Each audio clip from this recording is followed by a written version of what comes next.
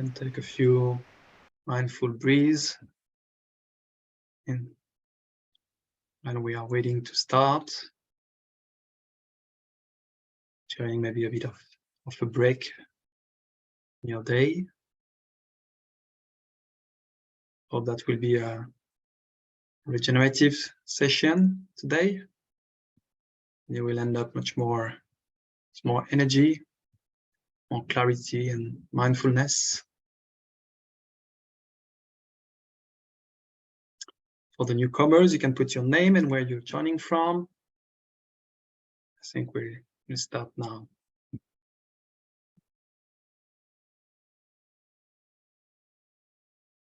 So hello everyone, welcome to this session on mindfulness, a consciousness practice to transform food systems, organized by the Conscious Food Systems Alliance.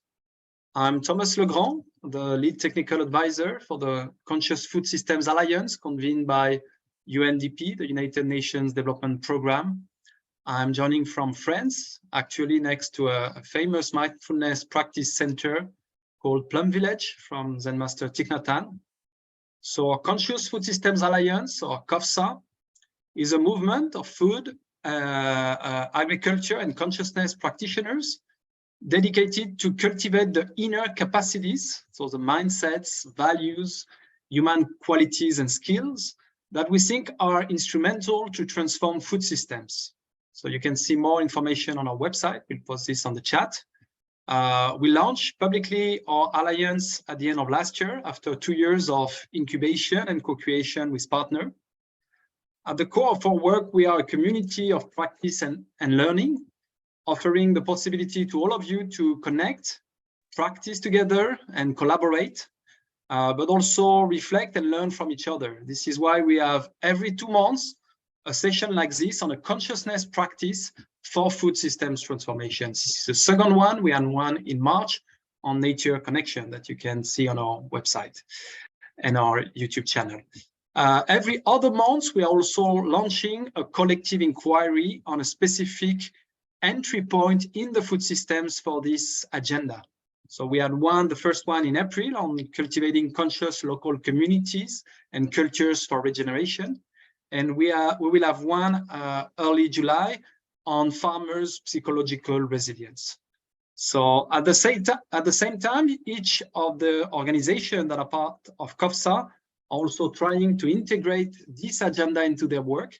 And we will be launching soon a call for proposal to fund and test a few CoFSA interventions by our members. So we are very happy to be able to offer you this wonderful session today. We will start with a session on the practice of mindfulness and its potential to support the shift towards more sustainable and regenerative food systems. We will start with Buddhist monk and author Gelong Thubten, who will present us some fundamentals of mindfulness and invite us into a short practice. Then we will have a space to reflect in small groups on this experience with mindfulness and how relevant it can be for our work. Then we'll look into how it can be applied to food systems transformation through a mindful eating practice, thanks to Vera Salvo and Waverly Neuberger, our mindful eating experts. So I hope you have brought today a tangerine or orange or any other food you might find around you to practice mindful eating today. And finally, we will hear from Michael McEvoy, who is a farm manager here in Plum Village, managing the Happy Farm project.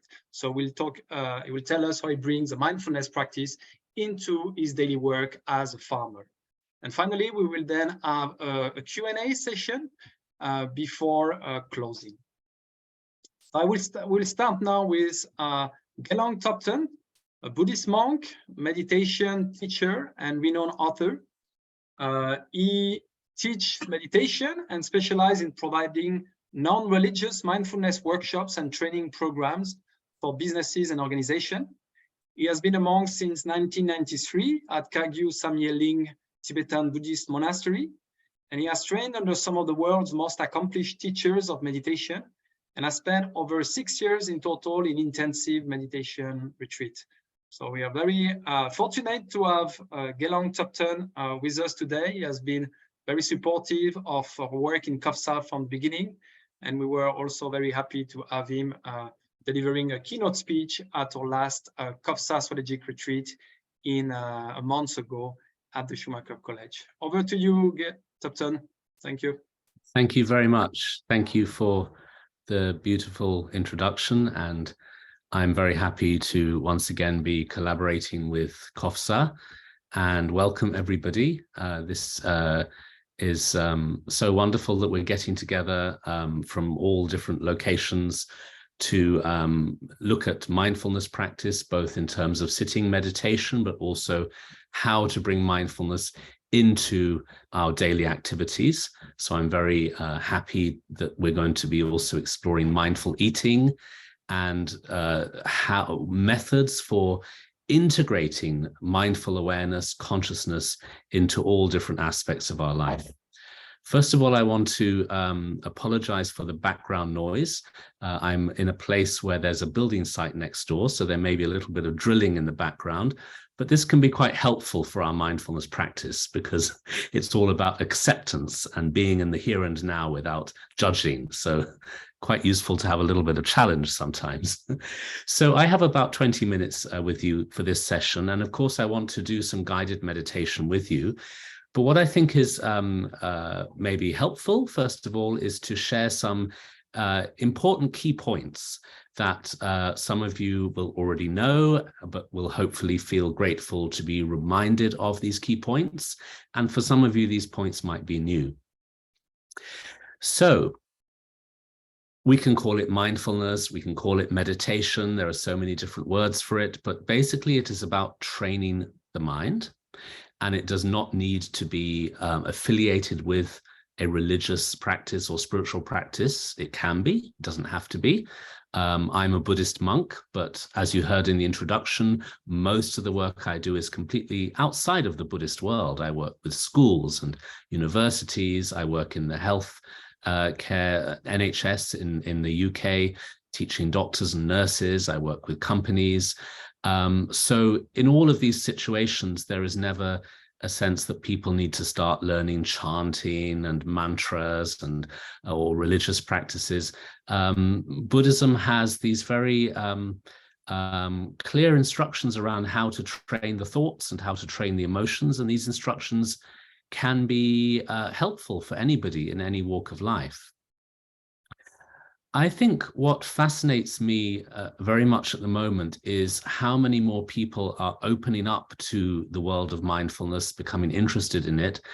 And I'm interested in helping people to widen their perspective about what it is and how it can be useful. I think in the old days, people either thought mindfulness had to be a religious practice, so they only associated it with Buddhism, or people saw mindfulness as a sort of well-being, relaxation, therapeutic activity, which it is. Of course, it's very relaxing, it's very therapeutic, but they didn't maybe appreciate some of the other benefits. I think it's so important to understand that our mind, our consciousness is absolutely everything. We are thinking, feeling human beings who go through our day experiencing everything through our mind. So if we can transform our mind, then our experience of our external reality will be very different. So mindfulness will help us to reduce our stress. It will help us to increase our focus, help us to be more present. But on a deeper level, it is about transforming our view of reality, so that we can start to experience reality from a deeper place within ourselves, a place of compassion, a place of loving kindness, a place of forgiveness. These sort of deeper, richer qualities of the mind, which everybody has, these tend to be sort of covered up by our stress. Because we're so busy with the stresses and strains of our daily life, we sort of lose connection with our essence. We lose connection with our internal potential for happiness, forgiveness, peace, love, ethics, ethical activity, ethical conduct, all of these very pure and positive qualities of the human spirit tend to be kind of buried by our stress. So mindfulness is a way of unlocking that through removing the stress so that we can go deeper into who we are and start to live from that place. Now, when I first practiced meditation, I found it quite difficult. And I know many other people say they find it difficult for one prime reason, which is I sat down to meditate. And then, of course, my mind started to get very busy. And then I thought I'd failed. I felt like a failure. And that is because I had always assumed meditation is where you clear your mind and empty your mind. And so when I sat down to meditate and then tried to clear my mind, and then within about 3 seconds, I was thinking about what I was going to eat for lunch, or I was thinking about things I'd seen on TV or conversation I'd had yesterday, all of this stuff is coming up. And then I feel I can't do this. So many people I know try to meditate and then they give up for that reason. They think, oh, my mind is too busy. I can't do this. Meditation is for people who have loads of time and have very peaceful minds. Not for me, because I'm too busy. Now, this is a mistaken concept about what meditation is. It is not about going into a trance. It's not for emptying the mind and just being completely blank, almost like being unconscious. That is not possible and also pointless. What would be the purpose of having 10 or 15 minutes of being unconscious? You then have to carry on with your day and you're back to normal and you had kind of 10 minutes holiday, but so what? We want to transform our relationship with our thoughts and emotions. We don't want to get rid of our thoughts and emotions. Thoughts and emotions are very beautiful things. They are the creative energy of life. We need to use our intellect. We need to use our emotions. We need to use our feelings. But we need to use the thoughts rather than the thoughts using us. Do you see the difference? I think generally in our lives, we tend to be used by our thoughts and emotions.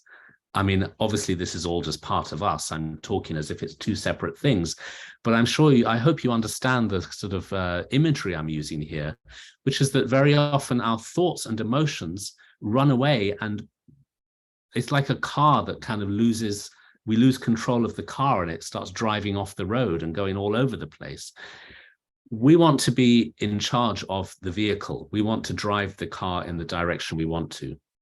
So the meditation we're going to do in a moment is incredibly simple on one level, but the psychological benefits are deep and complex. The simplicity of it is that we're simply going to sit on our chair, wherever you're sitting, and you're going to focus on your breathing. That sounds incredibly simple. We're breathing all the time. It's not like we have to find our breath from somewhere else. It's happening 24 hours a day, and we simply have to feel it. Okay, it sounds simple, but it's quite difficult. It's difficult because we will manage to feel our breath for 2 or 3 seconds, and then the mind will start to wander. The mind will get distracted by noises, by thoughts, by emotions, by memories, sensations, whatever. That is when the work starts. The work is about learning to capture your attention and gently bring it back to the breath. And that is what makes you strong. When you are returning to the breath, you are building your mindfulness. So actually, that is quite crucial. In a way, you could say we need the thoughts in order to make our meditation stronger. The thoughts and distractions are not a sign of failure. They are the tools for our meditation. I always think it's a little bit like going to the gym and lifting weights. You need some weights to lift, and then you get strong muscles. So the thoughts and distractions that take us away are exactly the very thing that help us to return to our breath. Now, the returning to the breath is the key point, because what that does is it trains you into being present. It develops your skill of becoming present, becoming mindful. So this is a learning. This is something we can then bring to our daily activities when we're eating, when we're walking, when we're interacting, when we're working. We want to be present. We want to be focused. We want to be in a calm, precise sense of present moment focus. So we're learning that every time in the meditation, we come back to the breath. But on a deeper level, we're learning how to gain more authority over our thoughts. We are learning how to be in charge of our minds. We are developing power. We are developing strength, because in the meditation, we are focusing on our breath, and then the mind goes off somewhere else, and then we gently bring it back. That is the power. We are developing power over our thoughts. We're making a decision. I'm not going to go with the thought. I'm going to change focus and come back to the breath. This is the power of mindfulness. So what we're doing is changing the relationship so that the thoughts and emotions are not in charge. We are in charge. We, the observer, we, the consciousness, the awareness, are making the decision to come back to the here and now.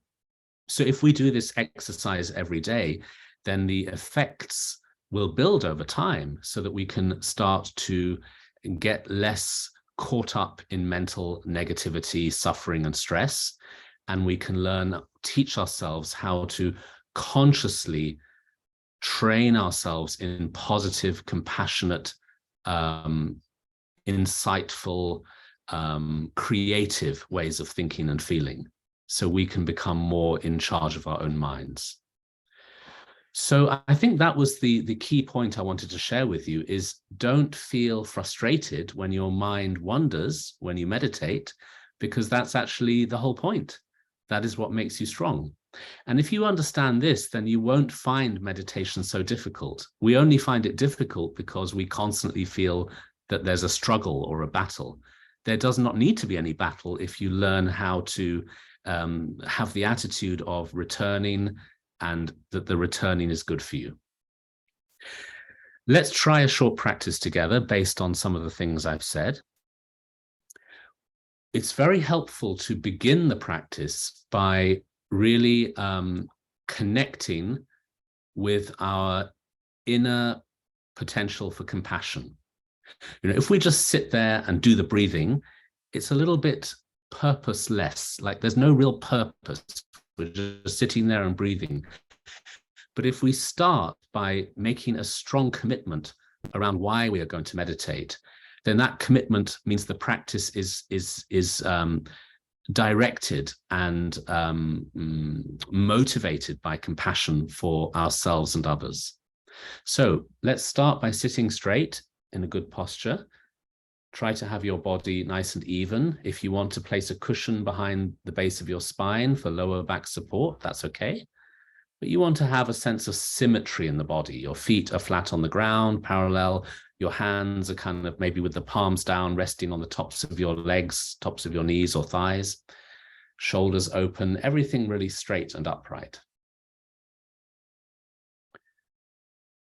I prefer to meditate with my eyes open. And this is because I was always trained that meditation is about being fully present without trying to change anything, just total acceptance of the here and now. Some people find that really hard and they like to close their eyes, and that is not a crime. There's nothing wrong with it. But I just want to put that thought in your head that maybe over time you might want to start working with open eyes as well. Okay, step one is the intention. Take a moment to clarify your purpose. Make a statement, your sort of mission statement for meditation, in your head, in your mind, silently. Something like this: I am going to meditate for my own benefit and the benefit of the world at large. I'm doing this for me, I'm doing this for others. This is a path of compassion. Just try to set that tone with a few thoughts at the start.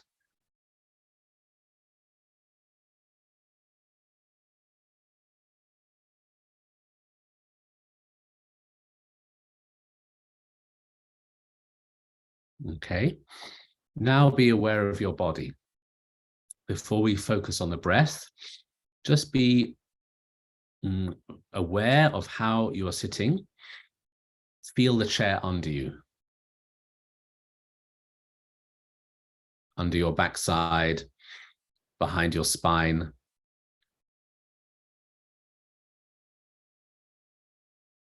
Take your attention to your hands. You can feel your hands resting on your knees or on your legs.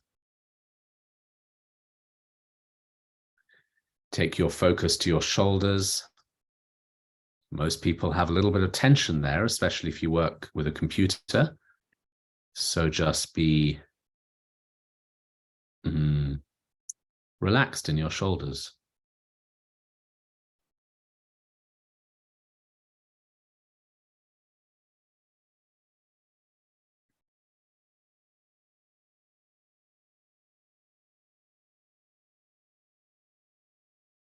Bring your focus more internally now and feel your breathing.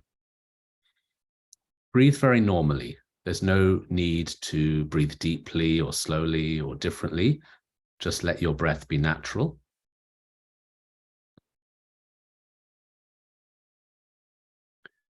Try to feel how the body moves with each breath. Like the chest or the belly, it's just rising and falling rhythmically on each breath. Get into the flow and feeling of that. And when your mind wanders, bring it back to that place of focus.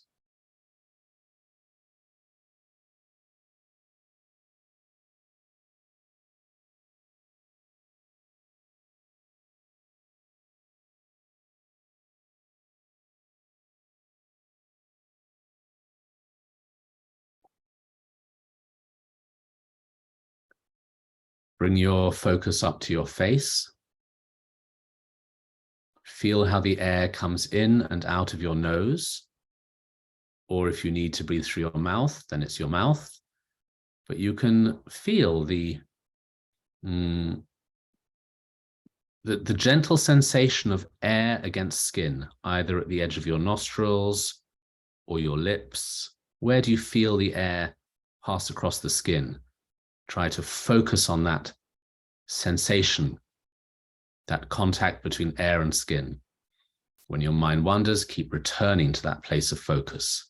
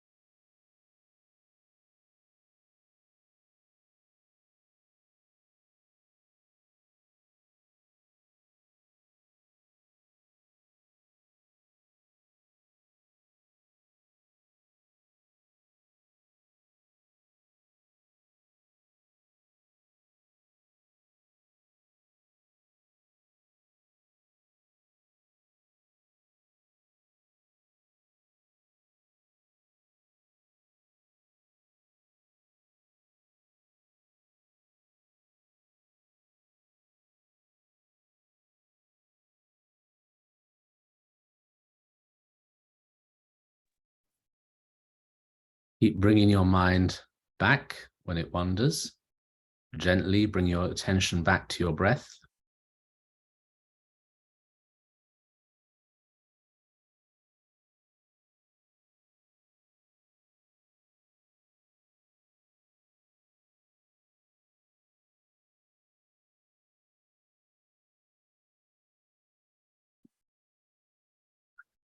Now we're going to focus on our body again for a few moments.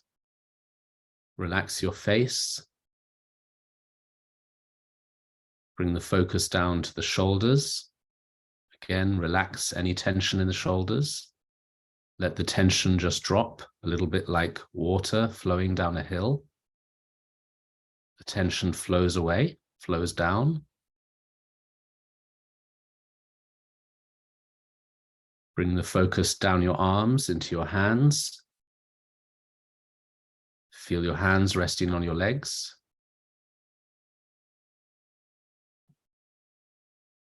Bring the focus down into your body, your backside against the chair. Feel the chair under your bottom.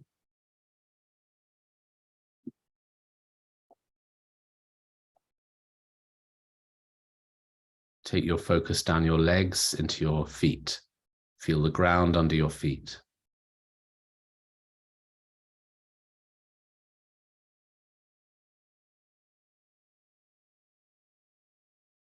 And then the final step is a moment of compassion again, a moment to remind yourself of your purpose, which is to meditate for your own benefit and the benefit of others. We're meditating in order to build compassion. Take a moment to think about that for a few seconds.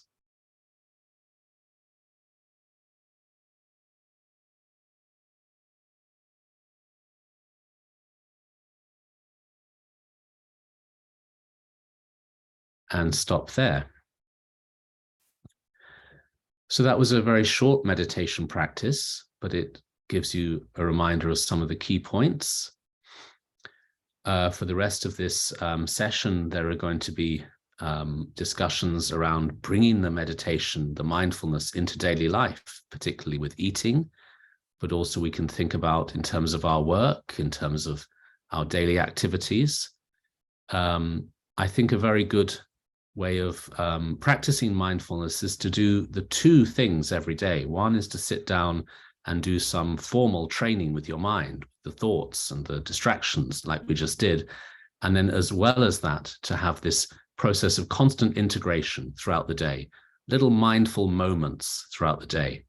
They can even be very short. They can be as simple as standing at the sink, washing your hands, feel the ground under your feet, feel the hands, the water, the soap. It can be just momentary little moments of mindfulness throughout the day. And so if you meditate regularly for 10 or 15 minutes or whatever every day, and then also have mindful moments, then that creates a very regular discipline with bringing mindfulness into your life. And then the benefits can start to evolve over time.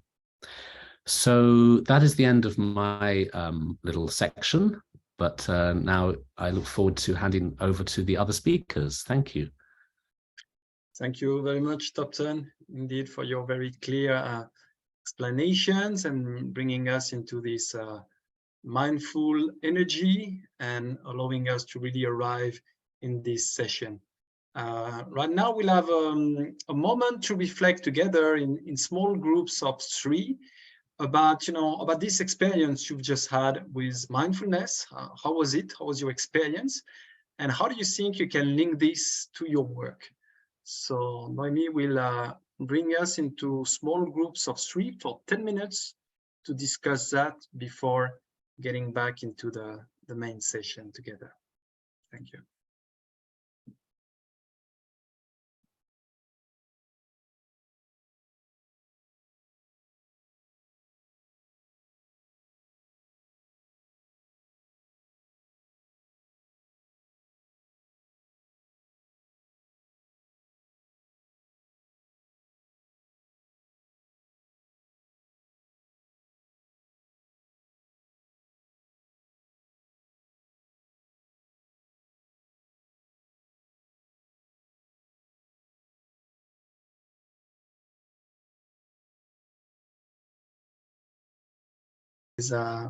With peers.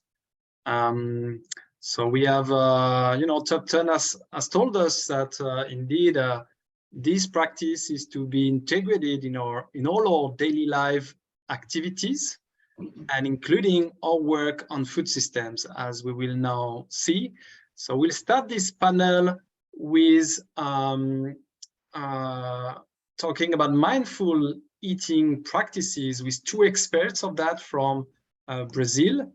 One is Vera Salvo, and the other one is Waverly Neuberger. Both are offering a mindful eating program in Brazil. Waverly is a biologist with a PhD in biological sciences.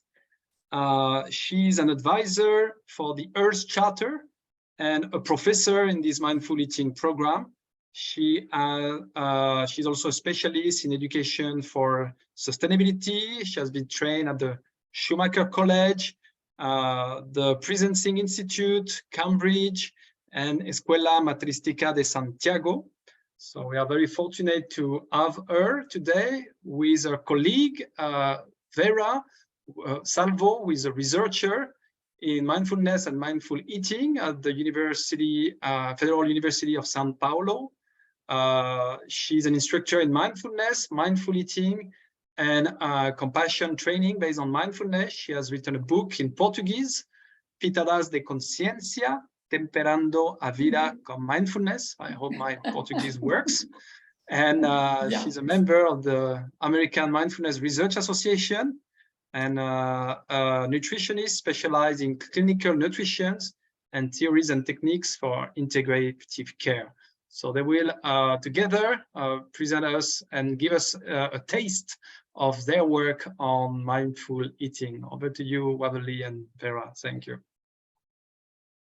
Thank you so much, Thomas. It's such a great pleasure to be here and to share a little of what we've been learning along this time with this amazing community of Conscious Food Alliance. And we hope not only to share, but also to learn and listen from you.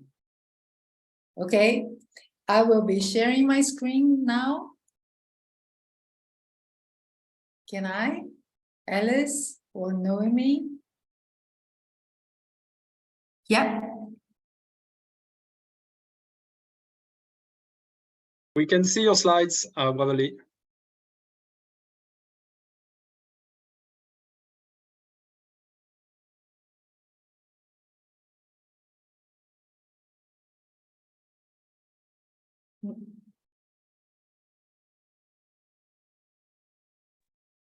Looks like she's frozen. Yeah, are you still there, Waverly? Or maybe Vera, you can take over if Waverly has a connection issue. I know, Vera, you're not completely comfortable always in English. Let's see. Yeah, I see Waverly frozen. I think she has maybe even disconnected. Yeah, she's just rejoined. So okay. So we'll welcome her back. Waverly. Sorry, I don't know what happened. Things happen. Okay. Over to you, So, Waverly. okay, No worries. can I share my screen? yes, you can. Okay. It seems that I can't. I always receive this message that I can't. Maybe Noemi, you can pass the slides. If you have the slides. Yes. Try now. Oh, yeah, I got it. I got it. Perfect. Okay. So, just a moment. Yeah, I'm ready. This is why mindful practice is so precious, to be fully present in the moment and to solve the problems that the internet always brings to us. So I would like to start bringing our definition of mindful eating. Mindful eating is an approach based on mindfulness, a path of self-knowledge and self-care, with food as a guiding and provocative element in the construction of self and world integral health. Besides the words that we already have highlighted, I would like to highlight again food as a guiding provocative element and self and world integral health. Why I'm highlighting this? Because mindful eating protocols are often used to treat eating disorders. But we decided to go further, to bring a more holistic view to our program. And now I will pass the floor to Vera Salvo to conduct us on a mindful eating practice. Thank you, Beverly. Hello, it's such a pleasure and honor to be here. And I would like to check if everyone has a fruit, tangerine, apple, or another, so that we can do the practice. Everyone has a fruit? If you forgot your fruit, it's possible to imagine. Let's start then. I invite you to take your chosen fruit or a piece of it and place it in the palm of your hand. Try to look at it with child's eyes. Keeping your curiosity aroused.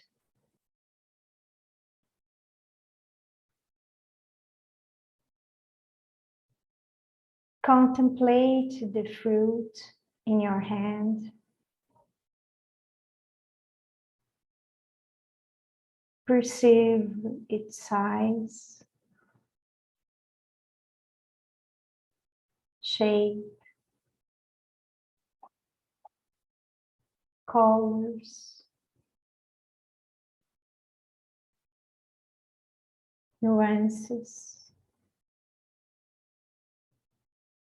as if were the first time.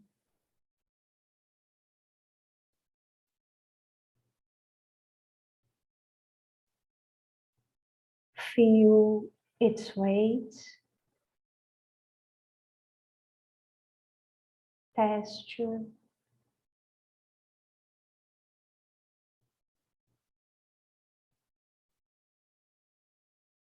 if it's possible, close your eyes and holding your fruit.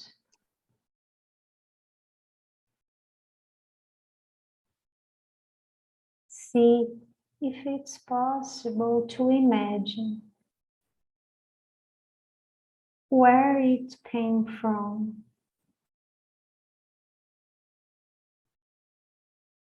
The path it took to be in your hand now.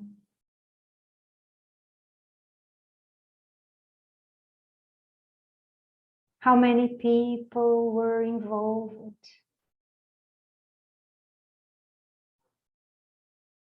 Planting, cultivating, harvesting, distributing it,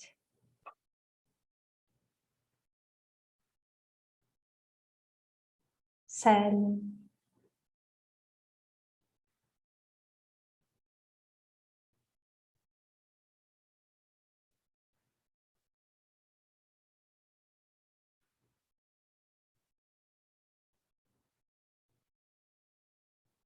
Breathe deeply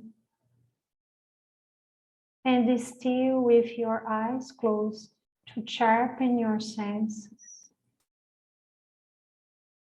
Bring this fruit or a piece of it closer to your nostrils. Right, left.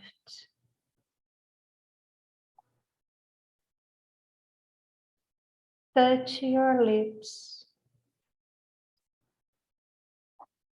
What happens?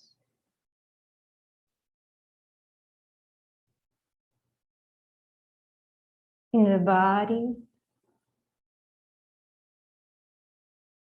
in the mind, in the heart.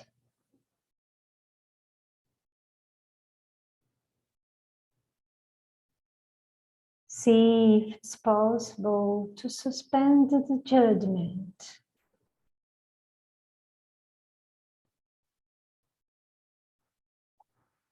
And with all your attention,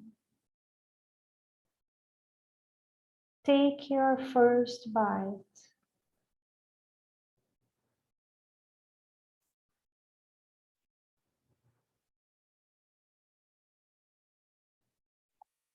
What happens?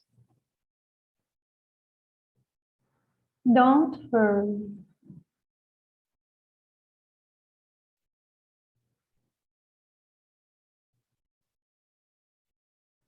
Feel the fruit in your mouth and slowly, consciously chew it.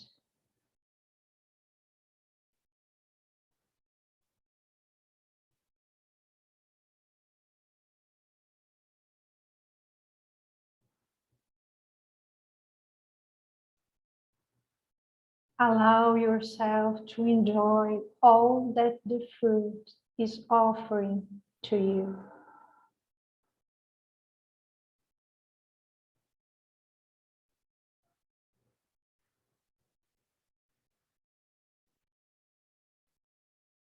Let your heart be fulfilled with the generosity of the tree.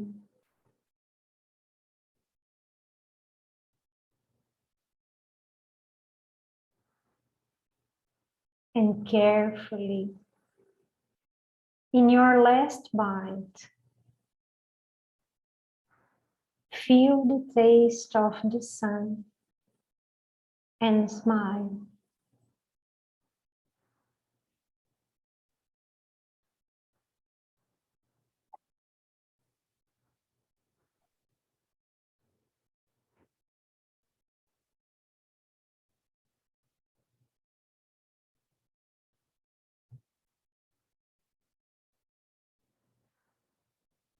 This is a moment of care, of presence.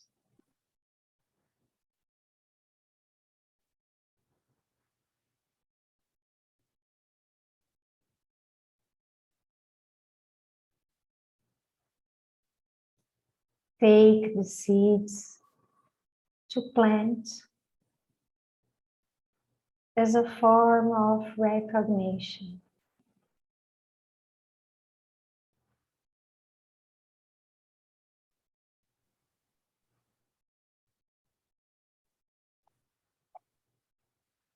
Take some time to feel it.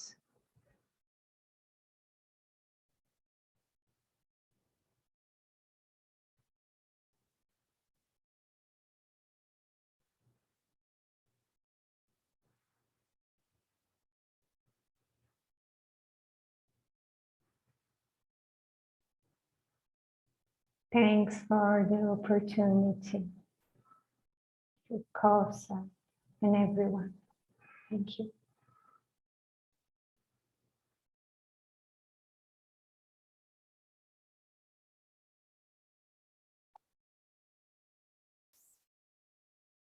It's always such a precious moment to be fully present and to be conscious and responsible of what, where, and how we eat. And this is something very important all over the world, but especially in Brazil. I would like to share, this is a map that was released a month ago. And this share how Brazil was burning through a 30-year period of time since 1985 to 2022. You can see that 21.8% of our Brazilian territory was burned in that period. if we consider what are the most burned areas, we can see that Amazon, where our rainforest is the most burned area. It has 81 million hectares burned in that period. And it's followed by our Cerrado, that is our savanna fjords, that burned 79.2 million hectares during that period. And it's very important to note that 68.9% of all those areas were native areas that were transformed in plantations, in big plantations of soybeans, sugarcane, corn, and in pastures for raised cattle. So this is the most important question for us in the moment. What sustains you? Sustains Gaia? We know that the roots of most of our problems are in the way we eat food, our habits, and also in the way that we cultivate food. And if the roots of the problems are there, the solutions must be there too. That's why we're choosing to highlight and bring light to this mindful eating practice. And how are we doing that is what I'm going to explain right now. We have this mindful eating training.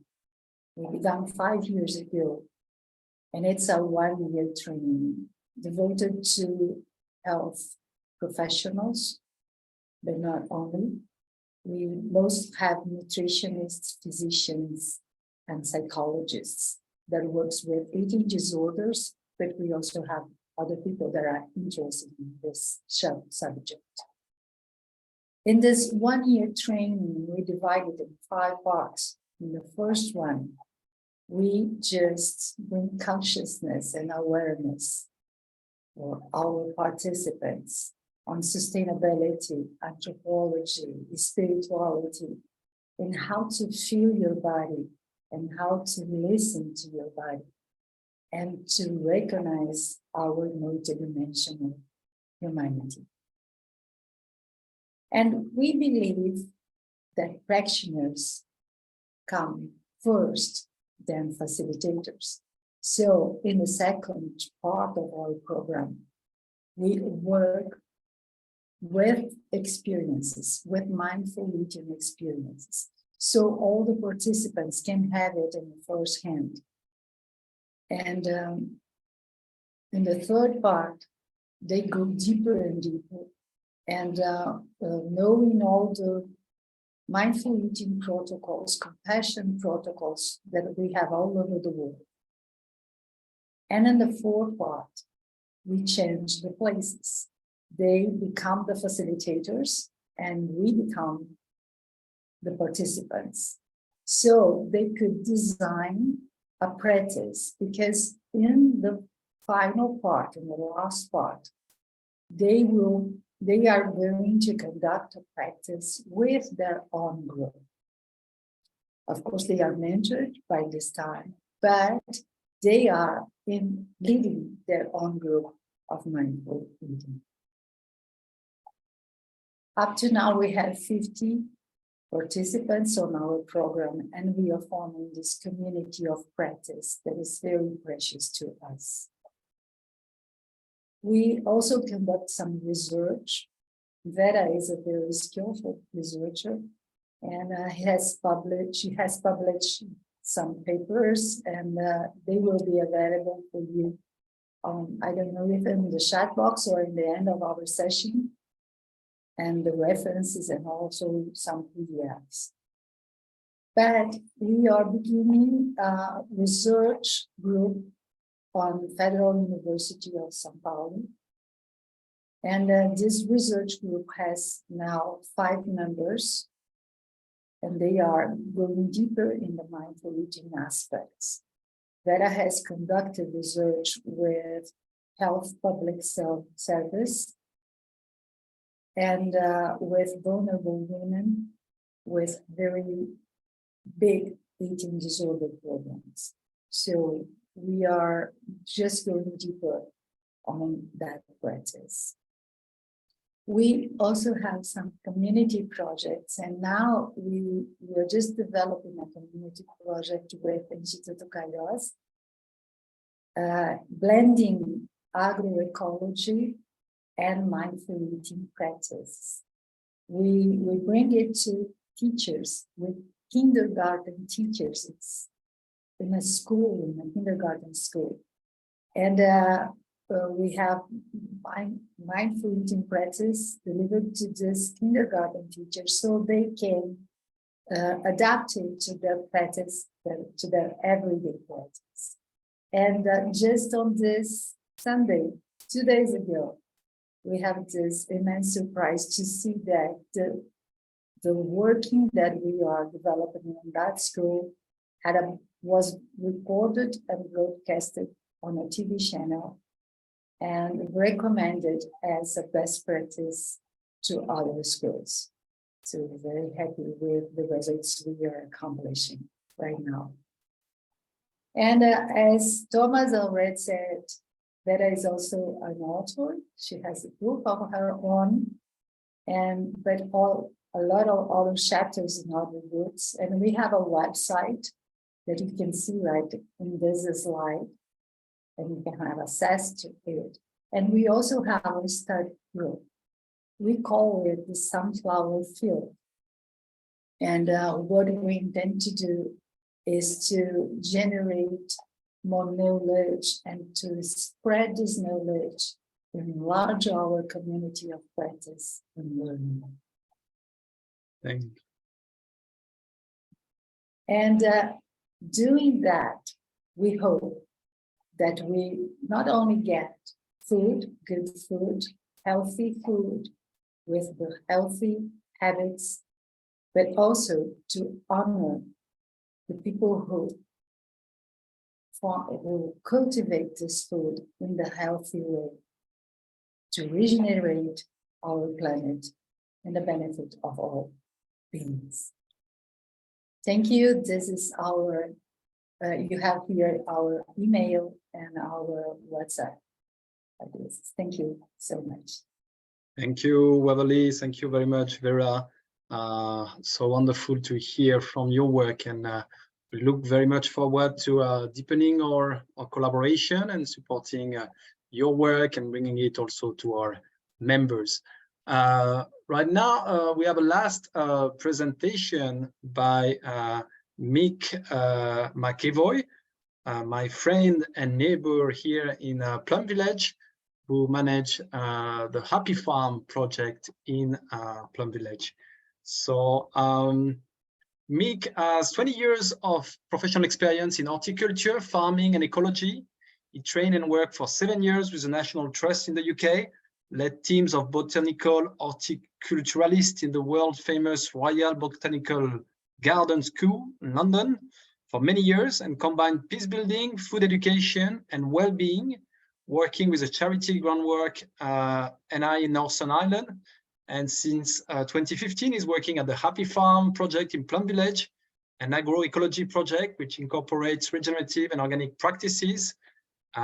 So very happy to have you with us, Mick, and tell us, how are you bringing these mindfulness practice into your daily work at the Plum Village farm? Over to you, Mick. Thank you, Thomas. Thank you, everybody at CoFSA. So, yeah, I'm here actually in Ireland at the moment on a little home visits of visiting family. That's why I put my hat on, because it's not as warm as the south of France. And yeah, what to share. We sometimes have this expression today. I have no idea what day of the week it is, but on Friday, I thought it was Friday for a moment. Friday is the arrival day normally for the retreats in Plum Village. And there's an expression in Plum Village, in English, we say that Plum Village is the United Nations of Mindfulness. But I think CoFSA is today the United Nations of Mindfulness, which is really cool. And so, yeah, sometimes I introduce myself as half farmer, half monk, because I seem to live a sort of a strange life close to the monastery. I think like many people, maybe even Thomas, whenever we first met the Plum Village tradition, which is the tradition established, and the Plum Village is the physical community on the lands in South of France established by Zen master Thich Nhat Hanh. And that's the tradition, this gentleman who passed away a couple of years ago now, coming on 2 years in February, who was exiled in Vietnam and found refuge in France. And many different things have been said, but some people say like the godfather of mindfulness for the West. So a little bit like the start, the Plum Village tradition is rooted in a Buddhist tradition with the heritage and the roots in Vietnam. But the gift I think that Thich Nhat Hanh offered the world is to continue that offering, that it's non-religious, non-dogmatic in a sense, that we can use it in every aspect of our lives, regardless of what our religious identification or our spiritual identification may be. And for me, yeah, I'll share a little bit about the farming. So CoFSA is obviously a community and alliance of food systems, and those people, those humans that make up those food systems, and of course the non-humans. But we don't have to be growers or farmers to maybe identify with some things I may share with you this afternoon. There's academics and researchers, people in policy of all different generations, all different genders. Basically, if we eat, we're in. So we all eat at least once a day. And sometimes I manage to sneak a little mindful moment of eating, but not every moment. And that's the reality, I think a little bit by like the introduction and the practice that we received at the start, that there's a lot of forgetting, but I guess the practice for me and my work is it's also remembering. And I have a responsibility to try to share that with others. So yeah, we do different things. We have a farm, which is around 1.5 acres under production, just under a hectare, I suppose. And we phrase it with agroecology. So the emphasis of this food production element and the caring and enhancing of the habitat and the home for the non-human family that we share the land with is as important in the balance of the food production. So everything we produce, which is approximately 50,000 euros of food for our community, is consumed in our community by guests and by our residential community, monastic and guests, or sometimes we talk about the multifold community. So we have the monastic and all those who are non-monastic. And not being commercial, we would think that there's not stress, but I'm sure everybody in whatever their professional responsibilities and non-professional responsibilities experiences stress in their daily lives, anxieties and pressures and all the kaleidoscope and the beauty and often challenging inner landscapes. So we're all watering seeds. And for us on the farm, we try to go through the cycle of the year, and we're now really busy with planting. We're harvesting the first vegetables from the spring plantings, things like cilantro, coriander, the first salads and lettuce, oriental greens, pak choys. We're planting our tomatoes, our eggplants, our chili peppers, pumpkins and squash. So it's a busy time. And we do this within the container of a monastery, which you can come for a day, you can come for a week. We have welcomed volunteers on our farm for 1 month minimum, often for 3 months, and then we have a 1-year program. So basically the element is doing our best to bring spaciousness and a remembrance of why we're there. So we have a little mantra. It's not a mantra at all, but just a little saying that it's not about the carrots. It's about the collective awakening. So not about the carrots, but about the collective awakening. And that's really important. These human relationships are what's most important in community life. In Plum Village, there's no emphasis. Nobody's going to stand there to see if you show up for sitting meditation in the morning. That's up to you. You basically are challenged to do your best to live in harmony together. There's this emphasis on harmony and human relationships. So on the farm, we put that at the center of everything. How can we work and live in harmony? And the service on the farm, we phrase it in this context of service rather than work. because actually people are paying to be with us to work. So it's a good financial model for anybody who wants to incorporate some mindfulness into their growing projects. I said that as a joke, I hope, taken as a joke. But it's, yeah, these elements of study and community life are also integrated into the daily life of the people who work together on the farm. And that creates sometimes a bit of a pressure and a squeeze on the time that we have to actually grow and to farm. So for me, I've been doing this now for 8 years, and every time I'm on the farm, I experience judgment of others, and then I judge myself because that person is taking too much time and they're looking after themselves too much, and we've got lots of things to do. Why are they stopping and laying down? That's not the idea. That is the idea. But just these habit energies that I've carried from my working and professional life, from all the conditioning of our societies, I bring forward every day. So the mindfulness elements is just the slow remembering of, okay, this sort of biohacking of these old habit energies. And we have things that help us. We have practices that help us. So Thich Nhat Hanh, when we started the farm 10 years ago, he created a beautiful calligraphy and another phrase to help us practice. And maybe you've seen this. It's also made for each individual, not just for farmers, for educators or teachers. So for teachers, maybe you've seen this. There's also a book, Happy Teachers Change the World. And for us, he offered this saying and a lovely calligraphy which hangs in our office. Happy farmers change the world. And globally, we all know the pressures and strains, the great discriminations in terms of people who thank you, Yumi, that's nice. The great discriminations in terms of the global north and global south, the class systems, those who grow our food and those who eat our food. So there's a lot of suffering in farming, a lot of high rates of suicide, as we know, a lot of mental health challenges.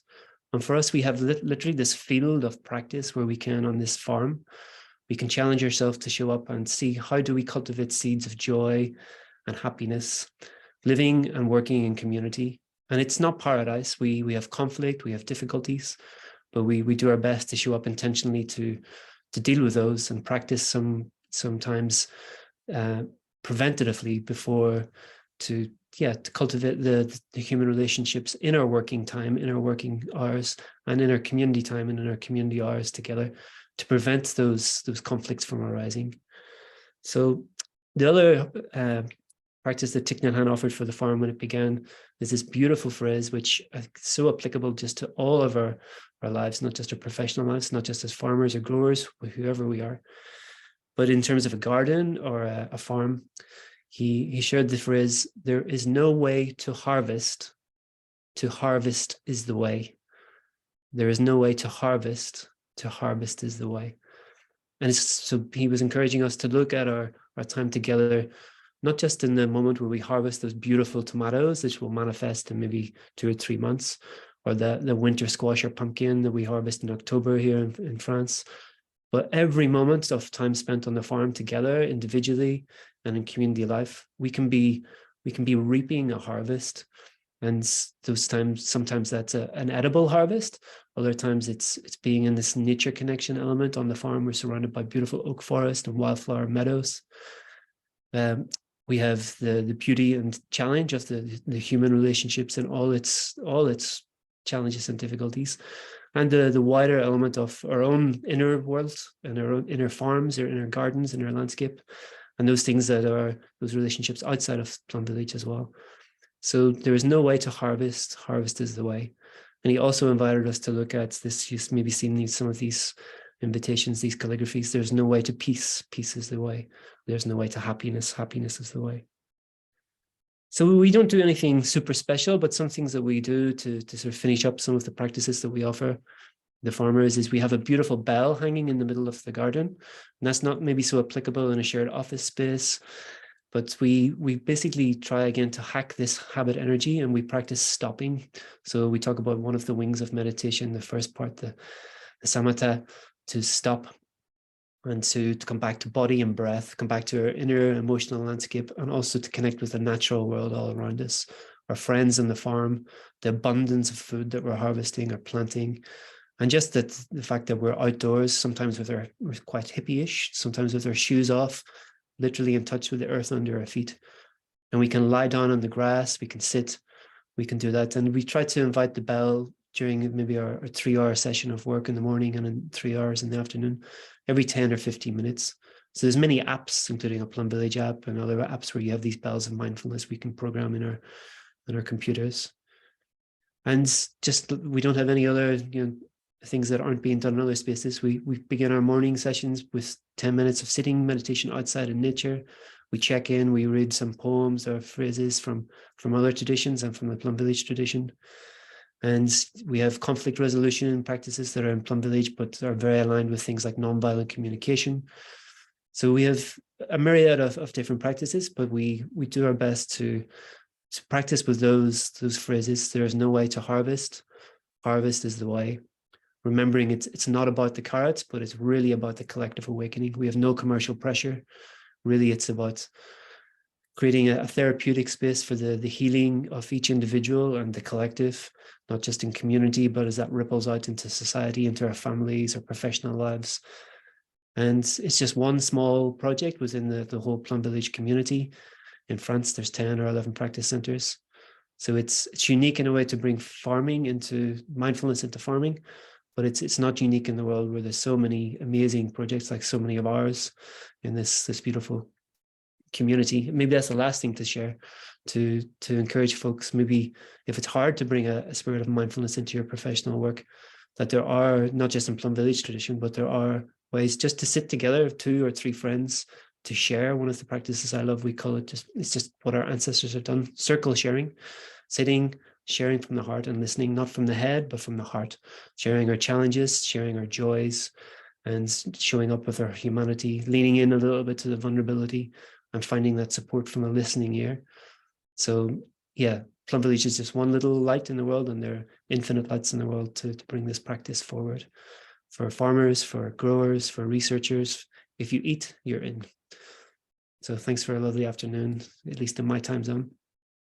Take care, everybody, and good luck with your mindfulness in your daily life, in your garden, in your farm, in your work. Thank you very much, Mick. Really great to hear from you how you are bringing these practices at the Happy Farm in Plum Village, and I think we'll have more space in the future to explore other practices linked to the Plum Village traditions. And we look forward also to doing more work, maybe at some point a CoFSA retreat also in Plum Village with you and working on the Happy Farm. So thank you all. I think that was really a very rich session of speakers. We ran we're a bit late, and let's say only 5 minutes just to hear maybe some Q&A or some any question or comment someone would like to offer before we close the session. Who has the question from the heart to offer, or a comment, or I don't know even if the speakers wants to also react on what has been said. Feel free to step in.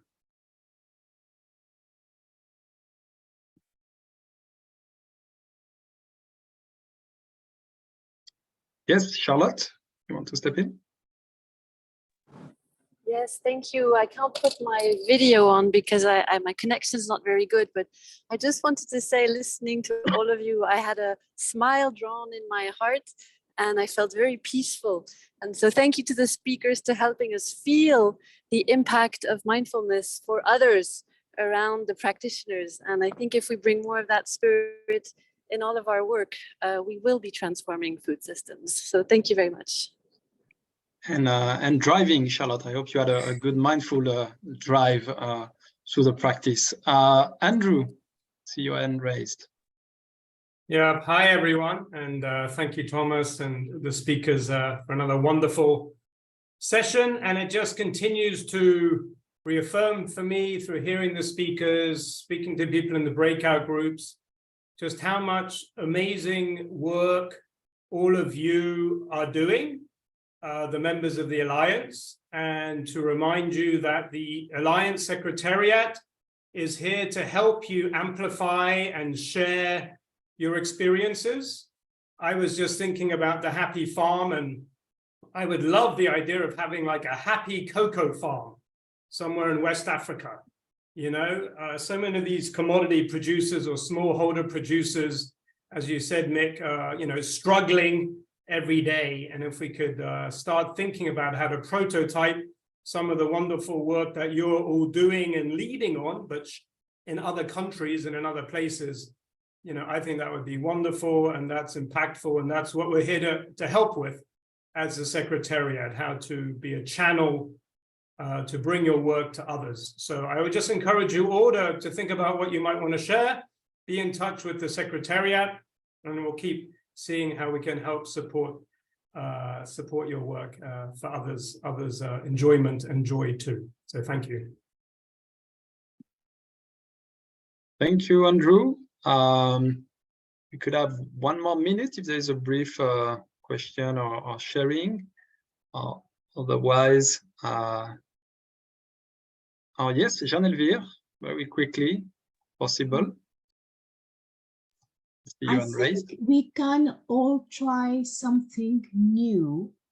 It's about unlearning what we have been doing so far and relearn something new.